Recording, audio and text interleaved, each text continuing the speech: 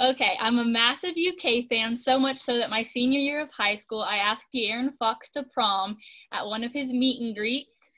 I once told someone I wanted to go skydiving, and they didn't think I'd follow through with it, so I went that following week. I haven't lost a hula hoop competition since elementary school. I recently added running with the bulls in Spain on my bucket list, and I go crazy for reality TV. Thank you for joining us today. We are here with Kendall Brown from Spalding University Women's Soccer. Kendall, how are you doing today? Good, thank you for asking.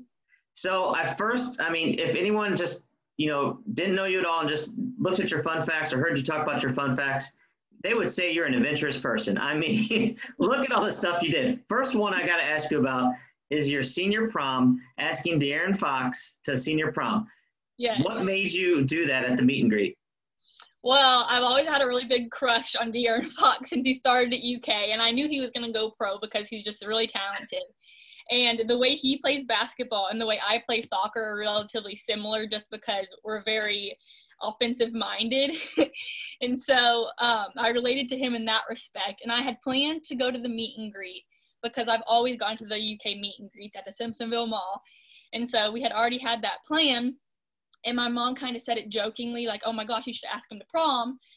And I was like, actually, that's not a bad idea. And so I ended up making this big poster that said, I'm De'Aaron you to go to prom with me. And the news ended up catching it, and it ended up being this big thing, which I didn't even intend for it to be. And it was the coolest experience ever. So did he give you a response at all? Well, he said yes on camera, which was super cool. But he ended up not being able to go because the NBA Combine was the same week as my prom. But he sent me like 2.5 dozen roses in like an wow. Yeah, which was super cool. That's very cool. Yeah. So yeah, you said about the whole De'Aaron. So another dare that you took on was skydiving. Tell us about that dare. I've actually been terrified of heights since I was younger. And my siblings had me go ziplining with them not too long ago at the mega caverns, which is like pitch black. You can't even see the bottom, which is terrifying.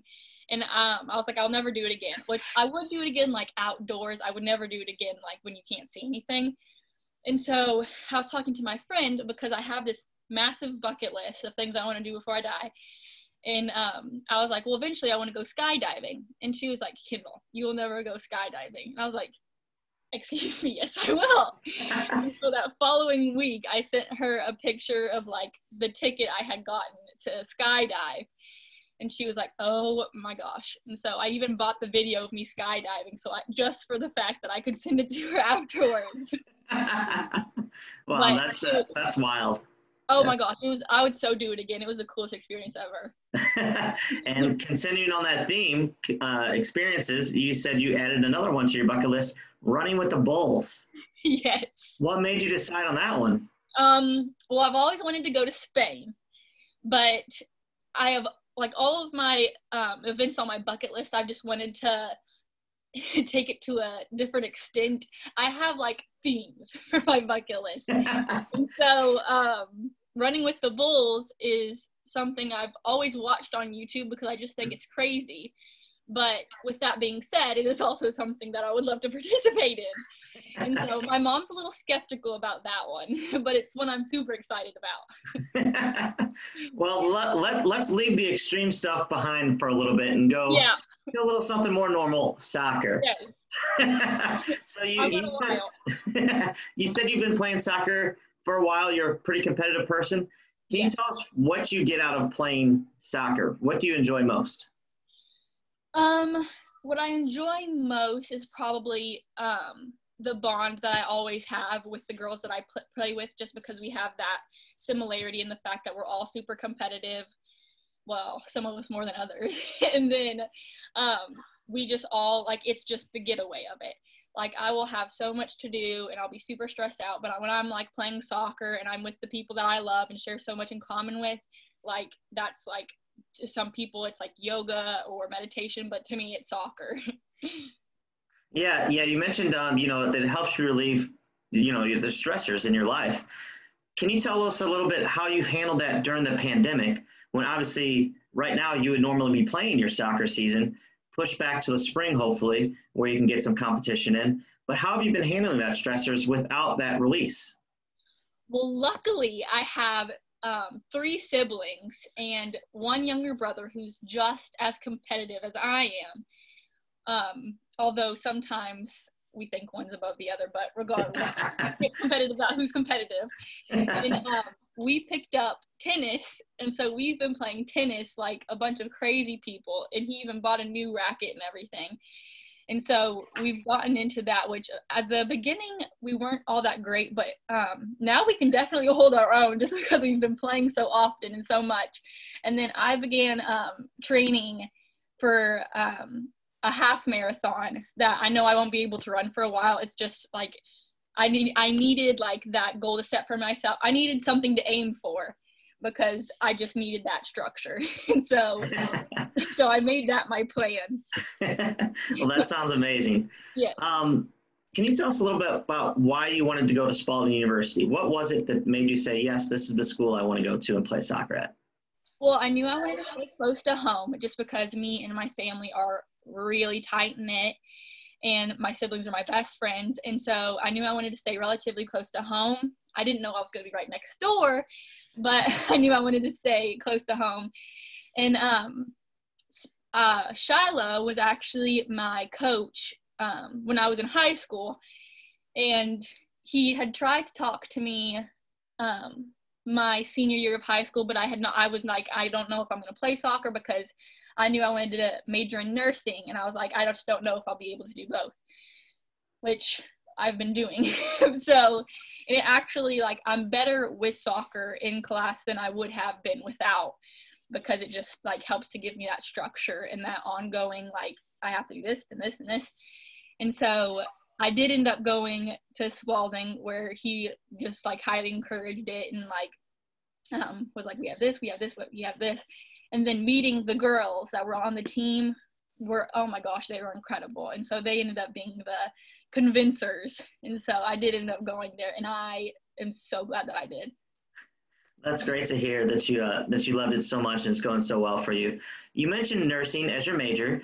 I also found it interesting in talking to you earlier, not just nursing, but you want to do missionary nurse and go to third world countries.